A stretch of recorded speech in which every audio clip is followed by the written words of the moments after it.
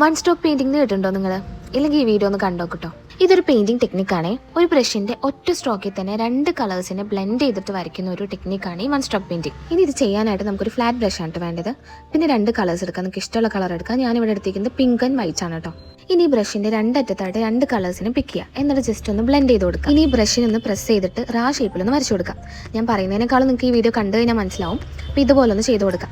അപ്പോൾ first trial എന്തായാലും okay ആവില്ല. അപ്പോൾ നിങ്ങൾ റഫായിട്ടൊന്ന് വേറെ പേപ്പേഴ്സിലൊന്ന് ട്രൈ ചെയ്തിട്ട് ഒന്ന് പ്രാക്ടീസ് ചെയ്ത് നോക്കുക, എന്നിട്ട് വരയ്ക്കാൻ സ്റ്റാർട്ട് ചെയ്താൽ മതി കേട്ടോ.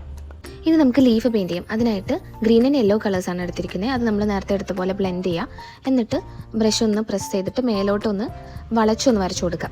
എന്നിട്ട് ആ ബ്രഷിനെ തിരിച്ച് പിടിച്ചിട്ട് ഒരു വര കൂടെ വരച്ചു കൊടുക്കുക. അങ്ങനെ നമ്മൾ ലീഫിൻ്റെ ഒരു ഷേപ്പ് ഒന്ന് ക്രിയേറ്റ് ചെയ്യാം. ഇങ്ങനെ ചെയ്യുമ്പോൾ ചിലപ്പോൾ ഈ സെൻറ്റർ പോർഷൻ ഒന്നും ഫില്ലായി വരില്ല. അപ്പോൾ നമ്മൾ ജസ്റ്റ് ആ യെല്ലോ കളർ എടുത്തൊന്ന് ഫിൽ ചെയ്ത് കൊടുത്താൽ മതി. പിന്നെ കുറച്ച് പ്രാക്ടീസ് ചെയ്യുക, അപ്പോഴാണ് ഇത് ഈസി ആയിട്ട് നമുക്ക് ചെയ്യാൻ പറ്റുള്ളൂ. പക്ഷേ ആ ട്രിക്ക് കിട്ടിക്കഴിഞ്ഞാൽ ഭയങ്കര സാറ്റിസ്ഫൈങ് ആയിട്ടുള്ളൊരു ആർട്ടാണ് ഇത്. പെട്ടെന്ന് ചെയ്ത് കഴിയും ചെയ്യും, എന്നാൽ നല്ല ഭംഗിയായിരിക്കും. ഇനി പിങ്ക് കളർ വെച്ചിട്ട് ഫ്ലവേഴ്സിൻ്റെ നടുക്കൊരു റൗണ്ടും പിന്നെ വൈറ്റ് വെച്ചിട്ട് ഒരു ഡോട്ടും കൂടെ ഞാൻ കൊടുക്കുന്നുണ്ട് കേട്ടോ. അപ്പോൾ അത്രയേ ഉള്ളൂ. ഇത് ഏറ്റവും ബേസിക് ആയിട്ടുള്ള ഫ്ലവറാണ് ഈ ഒരു ടെക്നിക്ക് യൂസ് ചെയ്തിട്ട്. ഇതുപോലെ റോസ് ഫ്ലവേഴ്സ് ഒക്കെ പെയിൻറ്റ് ചെയ്യാം കേട്ടോ. ഭയങ്കര റിയലിസ്റ്റിക് ലുക്കായിരിക്കും കാണാൻ. വേറൊരു വീഡിയോയിൽ ഞാൻ കാണിച്ചു തരാം. അപ്പോൾ ഈ വീഡിയോ ഇഷ്ടമായി കഴിഞ്ഞാൽ ലൈക്ക് ചെയ്യുക, സബ്സ്ക്രൈബ് ചെയ്യുക, പിന്നെ ട്രൈ ചെയ്ത് നോക്കാം കേട്ടോ.